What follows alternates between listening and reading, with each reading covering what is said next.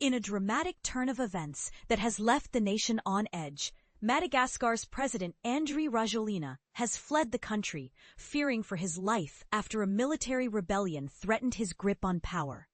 This crisis marks the most significant upheaval in the island nation since Rajoelina himself rose to power in 2009 following a military-backed coup. But here's where it gets even more complex. The same elite military unit, CAPSAT, has played its tale. That once propelled him into leadership has now turned against him, joining forces with thousands of protesters demanding his resignation. And this is the part most people miss. The rebellion isn't just about political power. It's deeply rooted in widespread discontent over chronic water and electricity outages, poverty, corruption, and the rising cost of living.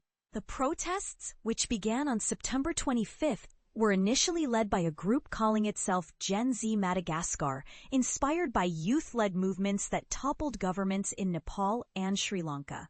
What started as a cry for basic services quickly snowballed into a broader call for systemic change, culminating in a pivotal moment on Saturday when CAPSAT joined the fray. In a late-night speech from an undisclosed location, Rajoelina claimed he was forced to seek safety. Though he stopped short of resigning, his address, delayed for hours after soldiers attempted to seize the state broadcaster, was ultimately aired on Facebook but not on national TV, a telling sign of the government's weakened control. But here's the controversial part. While Rajoelina calls for dialogue and respect for the Constitution, CAPSAT claims it now controls all armed forces in Madagascar and has appointed a new military leader, a move accepted by the defense minister in Rajoelina's absence. Colonel Michael Rajoelina, a CAPSAT commander, insists this isn't a coup, but a response to the people's demands. Yet the situation remains highly volatile, with the U.S. Embassy urging Americans to shelter in place and the African Union calling for calm. The United Nations has criticized the government's violent response to the protests, which have left at least 22 dead and dozens injured, though the government disputes these figures. Madagascar's history of political instability, marked by coups and crises since its independence from France in 1960, looms large over this latest chapter.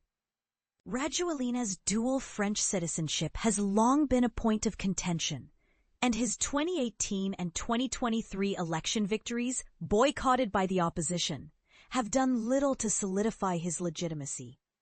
Now, as key allies, including his former prime minister, flee to Mauritius, the question remains, can Madagascar break free from its cycle of political turmoil? Or is this just another chapter in a long history of instability? Thought-provoking question for you. Is this rebellion a legitimate response to government failures, or does it risk plunging Madagascar into further chaos? Share your thoughts in the comments. Let's spark a discussion.